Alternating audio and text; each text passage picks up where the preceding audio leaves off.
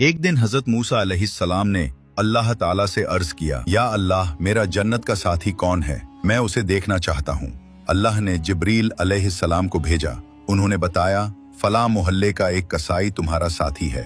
हजरत मूसा उस कसाई की दुकान पर पहुंचे। देखा कि वो आम कसाईयों की तरह मांस बेच रहा है।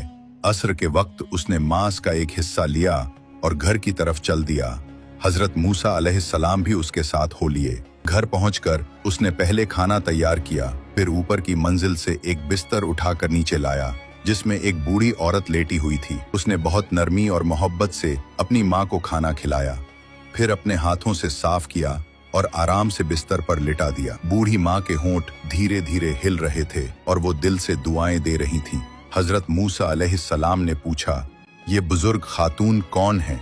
वो बोला, ये मेरी माँ है। हजरत मूसा ने पूछा, अभी खाने के बाद उन्होंने क्या कहा? कसाई की आंखों में नरमी आ गई। बोला, मेरी माँ हमेशा यही दुआ देती हैं कि अल्लाह तुम्हें मूसा अलैहिस्सलाम का हमनशीन बनाए और जन्नत में उनके साथ जगह दे।